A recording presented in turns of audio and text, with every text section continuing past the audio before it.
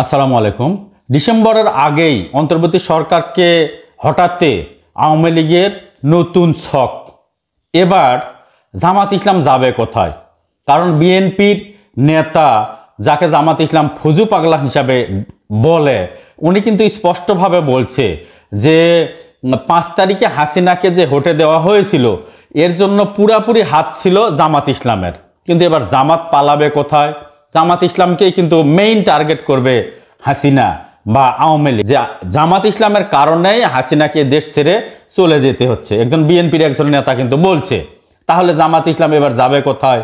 কি ধরনের ছক করছে আওয়ামী লীগ তার একটু নিউজ আপনাদেরকে বলি। সেটা হচ্ছে দেশ জুড়ে নাশকতার ছক আওয়ামী লীগের, পুরা দেশ জুড়ে নাশকতার ছক। এটা কি বিষয়টা একটু দেখেন। আমার দেশ পত্রিকার অনলাইনের একটা খবর, নিরাপত্তা সংস্থার প্রতিবেদন। এটা কিন্তু আমার কথা নয়। ঢাকার দায়িত্বে সাবেক স্বরাষ্ট্রমন্ত্রী কামাল, ইনি হচ্ছে ঢাকার দায়িত্বে। ভারতে ট্রেনিং সমন্বয়কের দায়িত্বে সাবেক এসবি প্রধান মনিরুল। তাহলে এসবি প্রধান মনিরুল সমন্বয় করছে ভারতে। গোপালগঞ্জে অনুকূল পরিবেশে দেওয়া হচ্ছে ট্রেনিং। তাহলে গোপালগঞ্জ কিন্তু বাংলাদেশের ভিতরে, কিন্তু সেখানে আওয়ামী লীগের জন্য কোনো প্রতিকূল পরিস্থিতি নাই। অনুকূল পরিবেশে গোপালগঞ্জে ট্রেনিং দেওয়া হচ্ছে।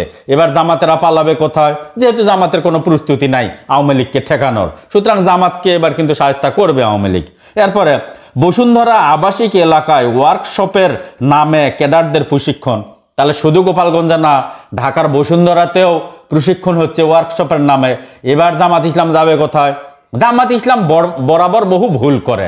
তাদের এবারকার মতো এবারের যেটা সবচেয়ে বড় ভুল, সেটা হচ্ছে যে নির্বাচন তারা দেরি করে চাওয়া। এতে জামাত ইসলামের সাময়িক একটু লাভ হলেও দীর্ঘমেয়াদে জামাত ইসলামের কিন্তু বিশাল ক্ষতি। কারণ হচ্ছে জামাত ইসলাম বুঝতে পারছে না যে আওয়ামী লীগ এই ট্রেনিংগুলো নিচ্ছে, একটু সময় অপেক্ষা করছে, সময় সুযোগ মতো কিন্তু তারা কিন্তু অ্যাটাক করবে। অ্যাটাক করার পর তারা কিন্তু টার্গেট করবে জামাত ইসলাম। কিন্তু জামাত ইসলাম বুঝতে পারছে না, তারা যদি নির্বাচন 3 মাস বা 6 মাসের মধ্যে চাইতো, নির্বাচন যদি হতো, যে সরকারি ক্ষমতায় আসুক, তারা কিন্তু বর্তমানে পুলিশ প্রশাসনের লোকের জনবলের ব্যাপক ঘাটতি আছে, তারা কিন্তু লোক নিয়োগ দিয়ে এই ঘাটতিগুলো পূরণ করত। কিন্তু এই ঘাটতির সুযোগে আওয়ামী লীগ কিন্তু প্রশিক্ষণ নিচ্ছে, অ্যাটাক করবে, প্রথম ধরবে জামাতকে। জামাত এবার মজাটা বুঝবে, তাদের ভুল রাজনীতির খেসারত তাদেরকে দিতে হবে। তারা যদি দ্রুত নির্বাচন চাইতো, তাহলে তাদেরকে কিন্তু এ ধরনের খেসারত দিতে হতো না। তাদেরকে কিন্তু খেসারত দিতে হবে, কারণ তারা তাড়াতাড়ি নির্বাচন চায়নি। এদিকে অন্তর্বর্তী সরকার হঠাতে তৈরি করা হচ্ছে ভয়াবহ নাশকতার ছক। বিভিন্ন দেশে পলাতক মুজিববাদী নেতাকর্মী এবং আমলা, সশস্ত্র বাহিনী ও পুলিশের সাবেক কর্মকর্তাদের দিয়ে আটা হচ্ছে কূটকৌশল। পরিকল্পনা বাস্তবায়নে দলীয় ক্যাডারদের প্রশিক্ষণ দিচ্ছে আওয়ামী লীগ। ভারতে বসে এ নীলনকশা প্রস্তুত করছেন শেখ হাসিনা। জুলাই বিপ্লবের বর্ষপূর্তি ঘিরে আইন শৃঙ্খলা পরিস্থিতি পর্যবেক্ষণ করে কয়েকটি গোয়েন্দা সংস্থা তৈরি করা প্রতিবেদনে মিলেছিল উদ্বেগজনক এ তথ্য। কয়েকটা গোয়েন্দা সংস্থার কাছে কিন্তু এই তথ্যগুলো আছে। এবার কিন্তু মজাটা বুঝবে জামাত ইসলাম, এবার মজাটা বুঝবে।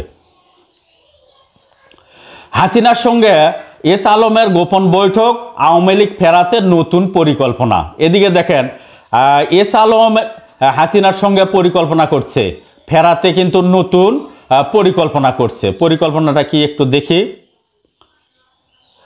সম্প্রতি দিল্লিতে হাসিনার সঙ্গে গোপন বৈঠক করেছেন ব্যাংকের তহবিল লুটের জন্য অভিযুক্ত জনগণের টাকা পাচারকারী এস আলম গ্রুপের চেয়ারম্যান সাইফুল আলম মাসুদ।